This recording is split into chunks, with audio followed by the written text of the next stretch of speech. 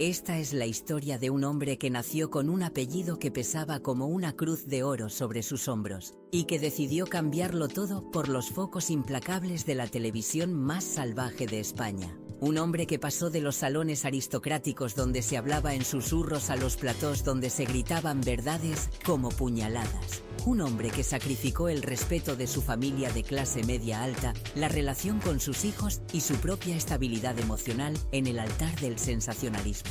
Hoy te voy a contar la vida de Juan Francisco Matamoros Hernández, pero tú y el mundo entero lo conocéis como Kiko Matamoros. Prepárate porque lo que estás a punto de escuchar no es solo la biografía de un tertuliano de telebasura. Es un descenso brutal hacia la autodestrucción mediática, una travesía llena de infidelidades que explotaron en directo, una deuda millonaria con Hacienda que le embargó hasta el último céntimo y una guerra familiar que dejó cicatrices más profundas que cualquier escándalo televisivo. Quédate conmigo hasta el último segundo porque al final de este video te voy a revelar las palabras exactas que su hijo Diego pronunció sobre él cuando le preguntaron qué había significado tener a Kiko Matamoros como padre. Esas palabras, crudas y desgarradoras, explican el precio real que esta familia pagó por elegir la fama en lugar de la intimidad.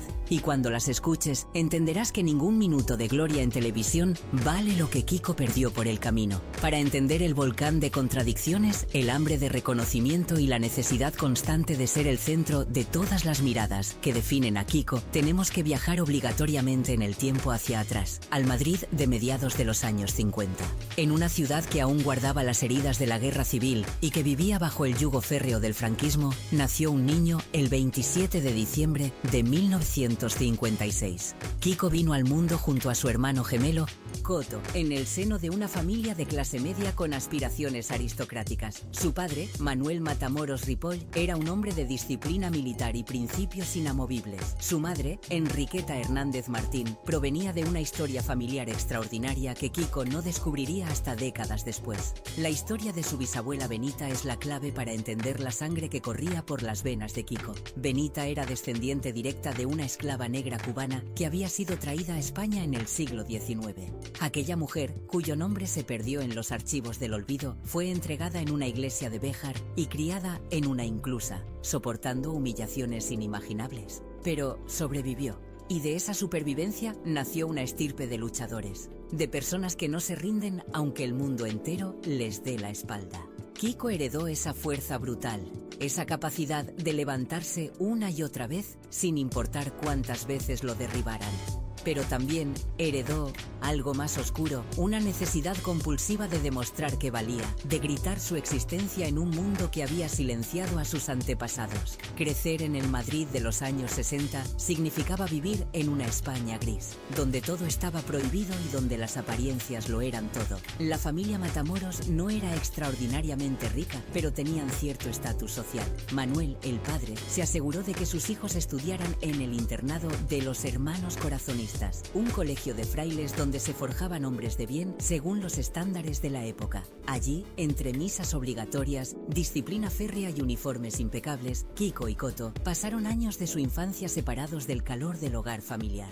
Era una educación dura, casi militar, diseñada para quebrar cualquier atisbo de rebeldía y crear ciudadanos obedientes. Pero Kiko nunca fue un niño obediente. Desde muy pequeño mostró una personalidad arrolladora, una verborrea imparable y una necesidad de ser el centro de atención que exasperaba a sus profesores y fascinaba a sus compañeros. Mientras otros niños se conformaban con pasar desapercibidos, Kiko siempre tenía una historia que contar, siempre encontraba la forma de destacar. Era como si llevara dentro un fuego que amenazaba con consumirlo si no encontraba una salida.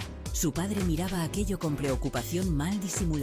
Aquel hijo tan vital, tan poco contenido, tan escandalosamente visible, rompía todos los códigos de comportamiento que se esperaban de un Matamoros. En su adolescencia, cuando España comenzaba a vivir los últimos estertores del franquismo, Kiko empezó a soñar con un futuro que nada tenía que ver con el guión escrito para él. Su padre le exigió que estudiara una carrera seria, algo que le permitiera ganarse la vida con dignidad. Kiko se matriculó en Derecho en la Universidad Complutense de Madrid, cumpliendo formalmente con las expectativas paternas. Pero su corazón estaba en otro lugar. Lo que realmente le apasionaba era el mundo del espectáculo, la televisión que empezaba a despegar tímidamente en España, las luces y el reconocimiento público. Un aspecto crucial de esa época que marcó profundamente a Kiko fue la relación con su primo hermana, la escritora Almudena Grandes. Almudena, hija de una hermana de su madre, compartió con Kiko gran parte de su infancia y primera juventud. Ella también era una rebelde, una mujer que se negaba a encajar en los moldes que la sociedad le imponía. Viendo cómo Almudena seguía su propio camino sin pedir permiso a nadie, Kiko comprendió que era posible romper con las expectativas familiares y sobrevivir. Cuando Almudena murió en 2021, Kiko le dedicó unas palabras que revelaban la importancia de ese vínculo.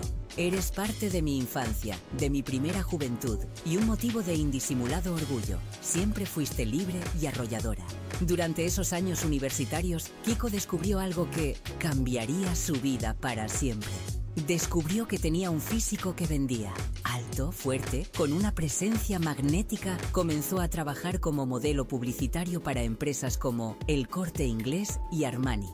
De repente, aquel joven que estudiaba Derecho porque su padre se lo exigía, se encontraba ganando cantidades importantes de dinero simplemente por posar frente a una cámara. En algunos de esos trabajos llegó a coincidir con personajes que después serían famosos, como Carlos Lozano o José Coronado. Era un mundo fascinante, lleno de glamour y posibilidades, completamente opuesto a la austeridad en la que había crecido. Pero el destino tenía preparado para Kiko algo mucho más grande que las pasarelas y las campañas publicitarias. Algo que lo convertiría en uno de los rostros más reconocibles y polémicos de la televisión española. Un camino que comenzaría con un encuentro casual, con una mujer que le abriría las puertas de un mundo del que nunca podría escapar. Sin embargo, antes de llegar a ese momento, Kiko tendría que tomar la decisión más importante de su vida. Una decisión que enfurecería a su padre y que marcaría el inicio de una carrera construida sobre los escombros de las relaciones familiares rotas. Aquella decisión llegó de la forma más inesperada, en una noche de fiesta en el Madrid de los 80 que vibraba con una energía nueva. España acababa de estrenar democracia y las calles respiraban libertad por primera vez en décadas. Kiko, que seguía compaginando sus estudios de Derecho con el trabajo de modelo, conoció a una joven azafata que participaba en el programa más exitoso de la televisión española, el mítico 1, 2, 3, responda otra vez. Aquella mujer se llamaba Marian Flores y era la hermana de quien después sería una de las modelos más famosas del país, Mar Flores. El flechazo fue instantáneo. Marian no era una mujer cualquiera. Había saltado a la fama gracias a su participación en el programa de Chicho Ibáñez Serrador, y su rostro aparecía en portadas de revistas del corazón. Para Kiko, acostumbrado al mundo cerrado de su familia, de clase media alta donde todo era discreto y contenido, aquello era fascinante. Marian vivía en el brillo de los focos, en el mundo del espectáculo que él tanto ansiaba. Se enamoraron con la intensidad propia de la juventud, y en 1984, cuando Kiko apenas tenía 28 años, decidieron casarse. Su padre asistió a la boda con la misma expresión tensa que llevaría durante años cada vez que pensaba en las decisiones de su hijo. El matrimonio con Marian cambió la trayectoria de Kiko de forma radical. De repente, a través de su esposa, empezó a frecuentar los círculos del espectáculo y la farándula madrileña. Conocía a productores, a presentadores, a gente que se movía en ese ecosistema mediático que cada día crecía más. Y Kiko, con su labia natural y su capacidad para conectar con cualquiera, empezó a tejer una red de contactos que después sería su mayor tesoro profesional. Pero lo más importante fue que descubrió su verdadera vocación. No quería ser abogado, no quería ser modelo para siempre. Quería estar en la televisión, quería ser protagonista de ese mundo brillante y adictivo. Durante los años que siguieron a su boda, Kiko y Marian tuvieron 4 hijos. Primero llegaron Laura y Diego, después Anita y finalmente Javier. Kiko intentaba ser un padre presente, pero su inquietud natural lo empujaba constantemente hacia otros proyectos. Fue entonces cuando tomó una decisión que su padre consideró una traición absoluta a todo lo que representaba el apellido Matamoros. Kiko decidió convertirse en representante artístico. Su primera cliente fue Mar Flores, su cuñada, que estaba en pleno ascenso mediático. Después representaría a Carmen Ordóñez, la viuda de Paquirri, una de las mujeres más fotografiadas de España en aquellos años. El trabajo Como representante le dio a Kiko algo que ni los estudios de derecho ni el modelaje le habían dado jamás. Le dio acceso directo al corazón de la industria del espectáculo. Estaba en los backstages de los programas, negociaba contratos, cerraba portadas de revistas, decidía qué información se filtraba y cuál no. Se convirtió en un hombre poderoso en las sombras, alguien a quien los periodistas del corazón necesitaban tener contento si querían exclusivas de sus representadas. Y Kiko adoraba ese poder. Adoraba saber que una llamada suya podía hacer o destruir una portada, que su opinión empezaba a importar en un mundo donde solo importaban las audiencias y los titulares. Pero representar a famosas no era suficiente para saciar su hambre de protagonismo. Kiko quería estar al otro lado, quería ser él quien apareciera en pantalla, quien generara los titulares. Su primera oportunidad real llegó en 1999, cuando hizo algunas apariciones en Crónicas Marcianas, el programa revolucionario de Javier Sardá que mezclaba actualidad, humor y personajes imposibles. Allí apareció como Juan Matamoros, aún sin ese apodo de Kiko, que después se convertiría en su marca personal. Sus intervenciones eran directas, provocadoras, diseñadas para generar reacción. Y funcionaron. En 2002 llegó su primer trabajo oficial como colaborador de televisión, en el programa Al Descubierto de Antena 3, presentado por Santiago Acosta. Ya no era simplemente el representante que hablaba de sus clientas, ahora era Kiko Matamoros, tertuliano, opinador profesional, generador de polémica. Y descubrió que se le daba extraordinariamente bien. Tenía una habilidad natural para leer el ambiente del plató, para saber exactamente cuándo lanzar la frase que haría estallar el debate, cuándo quedarse en silencio con una sonrisa enigmática, mientras otros se desgañitaban. Era ajedrez emocional televisado en directo, y él era un maestro del juego. Lo que Kiko entendió antes que muchos, fue que la televisión de principios de los 2000 no buscaba necesariamente gente educada o respetuosa. Buscaba personalidades capaces de generar conflicto, de mantener al espectador enganchado para que no cambiara de canal. Y él tenía ese don maldito. Sabía cuándo elevar el tono, cuándo hacer una pausa dramática, cuándo soltar una bomba informativa que paralizara el plató. Su educación de clase media alta, su forma de vestir impecable, su vocabulario rico, todo eso contrastaba deliciosamente con la agresividad de sus opiniones. Era el caballero que decía barbaridades, y esa contradicción fascinaba. Durante esos primeros años como colaborador, Kiko compaginaba su trabajo en televisión con su vida familiar. Pero las grietas en su matrimonio con Marianne empezaban a ser evidentes. Kiko viajaba constantemente, pasaba largas horas en los platós y su nombre empezaba a vincularse con otras mujeres. Las infidelidades, que después confesaría sin pudor en Mi Teatro Directo, comenzaron a erosionar una relación que había durado 14 años. En 1998, cuando ya era un rostro reconocible de la televisión española, Kiko y Marianne se separaron. Fue un divorcio discreto comparado con lo que vendría después, pero marcó el inicio de un patrón que se repetiría durante décadas. Kiko sacrificando sus relaciones personales en el altar de la notoriedad mediática. Recuerda que al final te revelaré las palabras devastadoras que su hijo Diego pronunció sobre lo que significó crecer con Kiko Matamoros como padre, pero antes necesitas entender cómo llegó a la cima de ese mundo televisivo y qué tuvo que destruir para mantenerse allí. Libre del matrimonio con Marianne, Kiko se lanzó de lleno a conquistar la televisión del corazón. Y en 2003 llegó su gran oportunidad, el salto que lo convertiría en una estrella indiscutible del género. Telecinco preparaba el lanzamiento de programas vespertinos dedicados íntegramente a la crónica rosa, y Kiko Matamoros estaba destinado a convertirse en uno de sus pilares fundamentales. Lo que nadie imaginaba era que esa gloria televisiva vendría acompañada de un escándalo personal que dinamitaría su vida privada y la convertiría en entretenimiento para millones de españoles. Lo que nadie imaginaba era que esa gloria televisiva vendría acompañada de un escándalo personal que dinamitaría su vida privada para siempre. Porque Kiko Matamoros no sabía vivir sin intensidad, sin ese vértigo constante que lo hacía sentir vivo. Y en 2004, en pleno ascenso mediático, conoció a la mujer que le daría los años más estables de su vida y también el escándalo más sonado de su carrera. Su nombre era María José Salazar, pero todo el mundo la conocía como Macoque.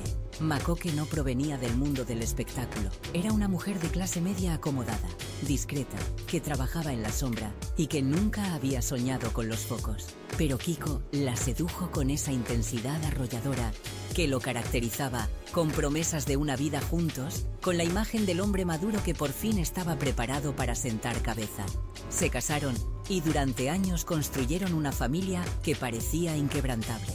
Con Makoke, Kiko tuvo 2 hijos más, Anita, que se convertiría en influencer y rostro televisivo, y Diego, el hijo que años después pronunciaría las palabras más dolorosas que un padre puede escuchar.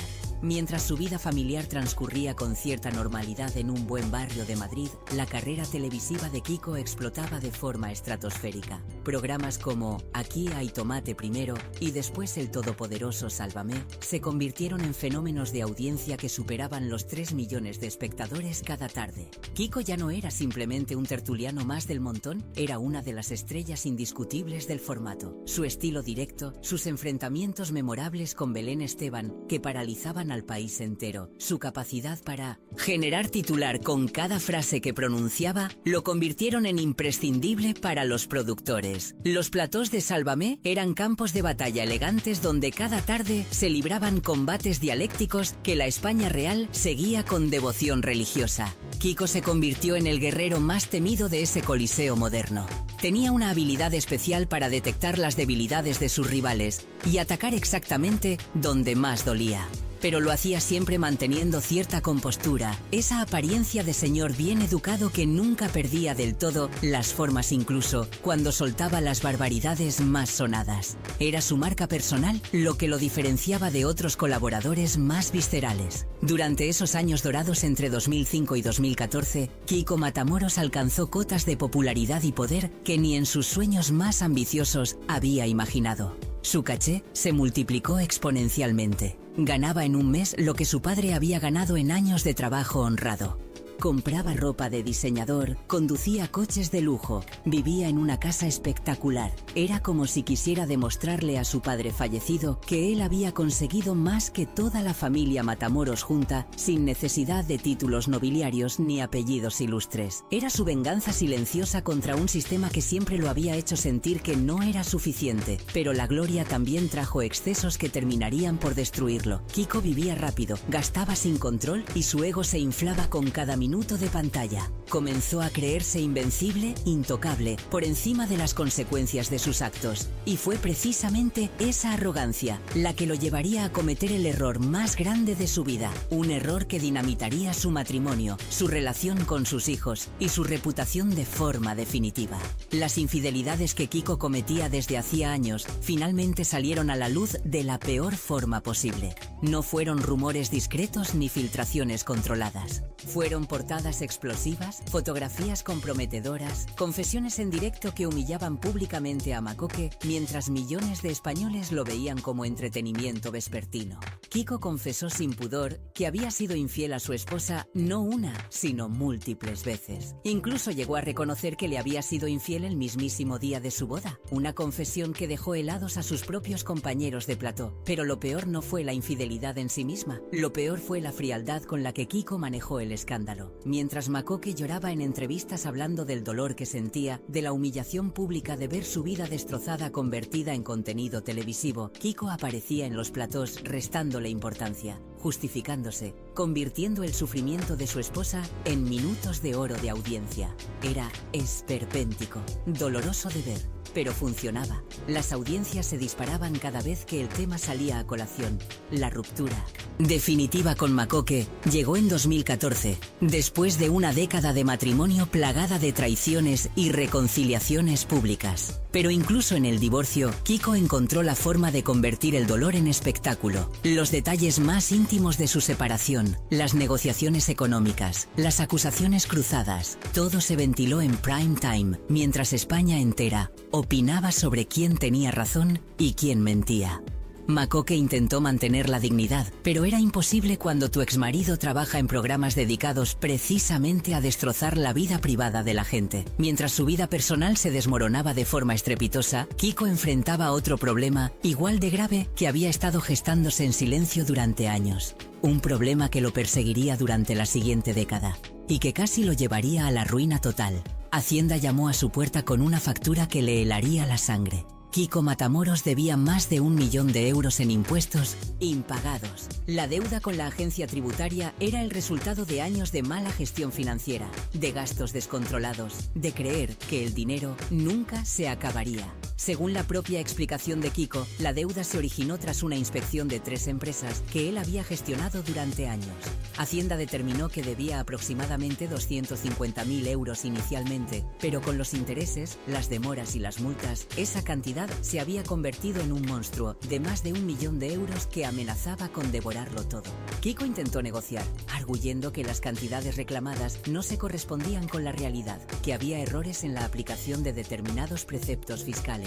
Pero Hacienda no negocia con sentimientos, solo con números, y los números de Kiko eran catastróficos. Llegó al punto de tener embargado prácticamente todo su salario. Trabajaba semanas enteras en televisión para que al final del mes apenas le quedaran unos cientos de euros después de que Hacienda se llevara su parte. Era humillante, era agobiante, era una prisión financiera de la que parecía imposible escapar. Y entonces, en medio de ese caos económico y personal, ocurrió algo que cambiaría para siempre la forma en que sus hijos lo veían, algo que rompería definitivamente los lazos familiares que ya estaban colgando de un hilo. Diego Matamoros, su hijo, el joven que había crecido viendo cómo su padre convertía su vida familiar en contenido televisivo, decidió que era momento de contar su verdad. Y lo que dijo dejó a Kiko completamente destruido. Lo que Diego dijo dejó a Kiko completamente destruido porque venía del lugar donde más podía doler, de su propia sangre, de uno de los hijos a los que había traído al mundo.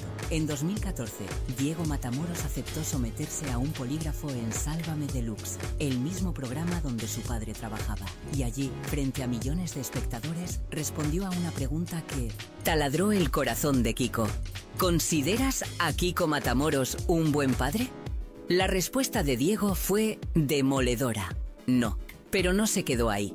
Diego aprovechó aquella plataforma para vomitar años de frustración, de dolor acumulado, de sentirse abandonado emocionalmente por un padre que prefería los focos de la televisión al calor del hogar. Acusó a Kiko de ser un maltratador psicológico, de haber ejercido sobre él y sus hermanos un tipo de violencia invisible pero letal, la del abandono emocional disfrazado de presencia física. Diego relató cómo su padre asistía a eventos familiares con el cuerpo, pero nunca con el alma. Cómo siempre estaba más preocupado por la siguiente tertulia que por los problemas reales de sus hijos. Una de las acusaciones más graves que Diego lanzó contra su padre fue la del abandono económico. Reveló ante las cámaras que Kiko no pagaba regularmente la pensión alimenticia que le correspondía, que había meses en los que él y sus hermanos tenían que vivir con lo justo mientras su padre se iba de viaje a Nueva York o se gastaba el dinero en lujos innecesarios. Diego llegó a mostrar documentos en el programa que demostraban los impagos. Era humillante para ambos, para el hijo que tenía que exponer públicamente la miseria económica en la que vivía y para el padre que veía cómo su propia sangre lo denunciaba en prime time. Kiko intentó defenderse, argumentando que sus problemas con Hacienda le impedían disponer libremente de su dinero, que el 80% de sus ingresos estaban embargados y que hacía lo que podía con el poco dinero que le quedaba. Pero sus explicaciones sonaban huecas frente al dolor palpable de un hijo que solo quería sentir que su padre lo ponía por delante de las cámaras, aunque fuera una sola vez. Diego expresó algo que resonó en millones de españoles que veían la escena. Estoy defraudado y muy dolido. La relación entre Kiko y Diego se rompió de forma definitiva. Tras aquello, Diego intentó en algún momento tender puentes, plantearse una reconciliación que sanara las heridas. Pero entonces llegó una demanda de Macoque, la madre de Diego, y el joven interpretó aquello como una declaración de guerra orquestada por su padre. Los intentos de reconciliación murieron antes de nacer. Durante años, padre e hijo no se dirigieron la palabra. Vivían en la misma ciudad, trabajaban incluso ocasionalmente en la misma industria, pero eran completos extraños unidos únicamente por un apellido que a Diego cada vez le pesaba más. Mientras Kiko vivía su particular infierno familiar, sus problemas económicos alcanzaban dimensiones catastróficas. La deuda con Hacienda seguía creciendo como un cáncer financiero. Los intereses se acumulaban mes tras mes. Kiko trabajaba sin parar en televisión, aceptaba cualquier colaboración, cualquier programa, cualquier cosa que le pagaran, pero todo se iba en pagar deudas. Era como intentar llenar un barril sin fondo. Ganaba dinero solo para verlo desaparecer inmediatamente en las fauces de la agencia tributaria. Hubo momentos en los que Kiko tocó fondo de verdad, periodos en los que después de trabajar semanas enteras le quedaban apenas 150 euros limpios para sobrevivir el mes. Trabajaba literalmente para el Estado, sin poder disfrutar de un solo euro de lo que ganaba con tanto esfuerzo. La ironía era brutal. El hombre que durante años había alardeado de su estilo de vida lujoso, de sus viajes y sus caprichos, ahora contaba los céntimos para poder comer. Y lo peor de todo era que esa miseria económica también se ventilaba públicamente, convertida en contenido para los mismos programas donde trabajaba. Pero Kiko, fiel a su naturaleza autodestructiva, encontró la forma de empeorar las cosas aún más. En pleno caos económico y familiar, se embarcó en relaciones sentimentales tormentosas que terminaban inevitablemente en escándalos televisivos. Cada nueva pareja significaba nuevos titulares, nuevas polémicas, nuevo contenido para alimentar la maquinaria mediática de la que él mismo formaba parte. Era un círculo vicioso del que parecía imposible escapar. Necesitaba generar polémica para seguir siendo relevante en televisión, pero esa polémica destruía su vida personal, lo que a su vez generaba más contenido televisivo. Sus compañeros de programa lo veían con una mezcla de fascinación y horror. Kiko era el colaborador que todos querían tener porque garantizaba audiencia, pero también era el ejemplo perfecto de cómo la fama puede devorar a una persona hasta no dejar nada de su humanidad original. Se había convertido en un personaje, en una caricatura de sí mismo, en un hombre que ya no sabía dónde terminaba Kiko Matamoros el tertuliano y dónde empezaba Juan Francisco Matamoros el ser humano. Durante esos años oscuros entre 2014 y 2020, Kiko perdió prácticamente todo lo que realmente importaba. Perdió la relación con sus hijos mayores, que lo veían como un payaso televisivo más preocupado por las audiencias que por su bienestar. Perdió su casa, embargada por las deudas. Perdió el respeto de muchos colegas del mundo de la comunicación que habían admirado su trabajo inicial como representante. Perdió su dignidad en pequeñas dosis diarias, cada vez que tenía que sentarse en un plató a ventilar intimidades propias y ajenas, para poder seguir cobrando un salario que ni siquiera era suyo. Pero lo que nunca perdió, ni siquiera en los momentos más oscuros, fue esa capacidad de supervivencia que había heredado de su bisabuela Benita, aquella descendiente de esclavos que se negó a rendirse aunque el mundo entero estuviera en su contra. Kiko siguió levantándose cada mañana, siguió vistiéndose con elegancia, aunque no tuviera un euro en el bolsillo. Siguió presentándose en los platós con la cabeza alta, aunque por dentro estuviera completamente roto. Era su forma de resistir, su manera de decirle al mundo que podían quitarle todo menos su orgullo. Y entonces, cuando parecía que ya no podía caer más bajo, cuando parecía que el pozo no tenía fondo, llegó un rayo de luz, una oportunidad de redención, una posibilidad de empezar a reconstruir lo que había destruido con sus propias manos. Pero esa redención tendría un precio, y ese precio sería enfrentarse por fin a todo lo que había hecho mal, reconocer sus errores públicamente y, lo más difícil de todo, intentar recuperar aunque fuera una fracción del amor de los hijos que había perdido por el camino. Esa redención llegó de la forma más inesperada, en el momento en que Kiko había dejado de buscarla.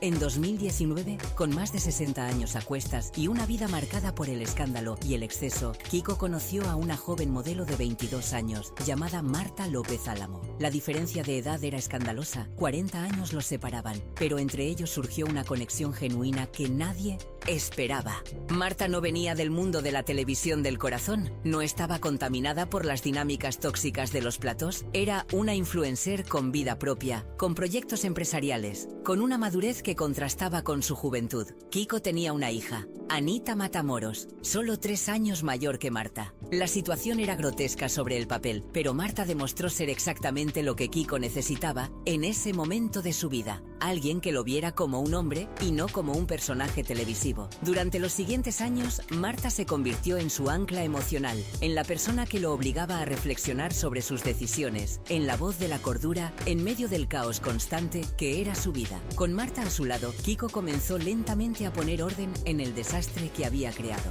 Lo primero y más urgente era saldar la deuda interminable con Hacienda. Durante años siguió trabajando sin descanso, aceptando cualquier programa que le ofrecieran, apareciendo en realities, en tertulias, en especiales, en lo que fuera necesario para seguir generando ingresos. El 80% de todo lo que ganaba se iba directamente a pagar la deuda. Vivía con lo mínimo, renunciando a todos los lujos que durante años había considerado imprescindibles. Era una vida de austeridad forzada, pero también era el camino hacia la libertad. Finalmente, en septiembre de 2024, después de más de una década de esclavitud financiera, Kiko pudo anunciar algo que nunca pensó que llegaría a decir. Su deuda con Hacienda estaba completamente saldada. Más de 1 millón de euros pagados céntimo a céntimo durante años de trabajo extenuante. Cuando lo anunció en televisión, se le notaba un alivio genuino en cada arruga de la cara. Era como si le hubieran quitado una losa de encima que llevaba aplastándolo durante más de 10 años. Por primera vez en mucho tiempo, el dinero que ganaba era realmente suyo. Pero saldar la deuda económica no significaba automáticamente sanar las heridas emocionales que había causado. Kiko era consciente de que había una deuda mucho más importante pendiente, una que no se pagaba con dinero, sino con humildad y reconocimiento de errores. Y esa deuda era con sus hijos. Y ahora llegamos a lo que te prometí revelarte al inicio de este video. Las palabras exactas que su hijo Diego pronunció sobre lo que significó tener a Kiko Matamoros como padre. Cuando le preguntaron en aquella entrevista desgarradora si consideraba a Kiko un buen padre, Diego respondió con una frase que resume todo el dolor de una generación de niños que crecieron viendo cómo sus padres elegían la fama por encima de ellos. Mi padre no me llega ni a la suela de los zapatos. Esas palabras, cargadas de un desprecio que solo puede nacer del amor traicionado, explican perfectamente el precio real que Kiko pagó por sus años de gloria televisiva. No fue solo el 1 millón de euros que debía a Hacienda, no fueron solo los escándalos públicos ni las humillaciones mediáticas. El precio real fue perder el respeto y el amor de sus propios hijos. Fue convertirse en un extraño para las personas que deberían haber sido lo más importante de su vida. Fue darse cuenta, demasiado tarde, de que ningún minuto de pantalla, ninguna cifra de audiencia, ningún titular en portada valía lo que había perdido. Diego también dijo algo más que taladró el alma de Kiko. Mi padre no ha sabido pararle los pies a Macoque en ningún momento. Con esa frase, Diego revelaba otra verdad dolorosa. Durante años, Kiko no solo había sido un mal padre por ausencia, sino que había permitido que sus hijos quedaran atrapados en medio de las guerras mediáticas entre él y sus exparejas. Los había convertido en daño colateral de sus escándalos, en munición para sus batallas televisivas. Los había utilizado como argumentos en sus discusiones de plató, sin pensar jamás en el dolor que eso les causaba. Enfrentado a estas verdades devastadoras, Kiko tuvo que tomar una decisión. Podía seguir justificándose, seguir echando la culpa a las circunstancias, a las exparejas, a Hacienda, a quien fuera. O podía, por primera vez en su vida, mirarse al espejo con honestidad brutal y reconocer sus errores. En 2025, ya con 68 años y después de haber saldado todas sus deudas económicas, Kiko eligió el camino más difícil. Eligió la honestidad. En una aparición pública que sorprendió a todos, Kiko habló sobre su pasado, sobre sus errores, sobre el hombre que había sido y el hombre en el que quería convertirse en los años que le quedaban. No fue una disculpa genérica ni un intento de lavar su imagen. Fue un reconocimiento genuino de que había destruido con sus propias manos las relaciones más importantes de su vida. Y aunque las palabras nunca podrán borrar el daño causado, al menos eran un primer paso hacia algún tipo de redención. El 2 de junio de 2023, Kiko Matamoros y Marta López Álamo se casaron en la majestuosa Basílica de San Miguel, en pleno corazón del Madrid de los Austrias. Para Kiko era su tercer matrimonio, el primero por la iglesia, y lo vivió con una intensidad emocional que hacía años no mostraba en público. Durante la ceremonia, mientras Marta lloraba de emoción, Kiko parecía un hombre que por fin había encontrado algo de paz. Era la boda que siempre había deseado, según él mismo confesó, y llegaba en el momento óptimo de su vida. Un momento en el que ya no tenía deudas que pagar, en el que podía empezar a construir algo nuevo sobre los escombros de su pasado. Kiko incluso ha expresado su deseo de ser padre de nuevo junto a Marta, de tener un hijo al que pueda criar de forma diferente, aplicando todo lo que ha aprendido de sus errores pasados. Es una segunda oportunidad que muchos no tienen, y él parece decidido a aprovecharla. Aunque algunos lo ven como un último intento desesperado de redimirse, otros reconocen que al menos está intentando hacer las cosas de otra manera. La vida de Juan Francisco Matamoros Hernández es una lección brutal sobre los peligros de confundir la notoriedad con el éxito, la fama con la felicidad. es el relato de un hombre que lo tuvo todo, una familia que lo amaba, hijos que lo admiraban, una posición social respetable y que lo cambió todo por unos minutos diarios de gloria efímera en la televisión del corazón. Su historia está marcada por las decisiones equivocadas, por haber elegido siempre el camino que daba más titulares en lugar del que daba más paz. Kiko Matamoros es, en definitiva, el ejemplo más claro de cómo una persona puede construir su propia jaula de oro y pasarse media vida intentando encontrar la llave para salir, pagando con su dignidad y con el amor de sus hijos un precio que ninguna cantidad de fama podrá nunca compensar. Su bisabuela Benita sobrevivió a la esclavitud física, pero Kiko se convirtió en esclavo de un destino, algo mucho más insidioso. La adicción a los focos, al reconocimiento, a ser el centro de atención, aunque eso significara destruir todo lo que realmente importaba. Ahora, en el tramo final de su vida, Kiko se enfrenta al legado que dejará. No será recordado por su trabajo como representante de artistas, ni por las exclusivas que consiguió, ni por las audiencias que generó. Será recordado como el hombre que eligió la televisión por encima de sus hijos, como el tertuliano que convirtió su vida en contenido para el entretenimiento de masas, como el ejemplo perfecto de todo lo que no debes hacer si quieres conservar algo de humanidad en el mundo del espectáculo. Pero quizás, solo quizás, si logra reconstruir aunque sea parcialmente la relación con sus hijos, si consigue ser para su futuro hijo el padre que nunca fue para Diego, Laura, Anita y Javier, tal vez pueda añadir un último capítulo a su historia. Un capítulo que hable de redención, de aprendizaje, de cómo nunca es demasiado tarde para intentar enmendar los errores del pasado. Aunque las cicatrices nunca desaparecerán del todo, al menos demostrarían que incluso los hombres más perdidos pueden encontrar un atisbo de luz si están dispuestos a enfrentarse a sus demonios. Si esta historia envolvente sobre las sombras y las luces de Kiko Matamoros te ha atrapado, no olvides suscribirte ahora mismo al canal Una Época Dorada. Tu suscripción es lo que nos motiva a seguir investigando y contando estas biografías con la profundidad y el drama que se merecen. Déjame en los comentarios qué opinas sobre el precio que Kiko pagó por la fama.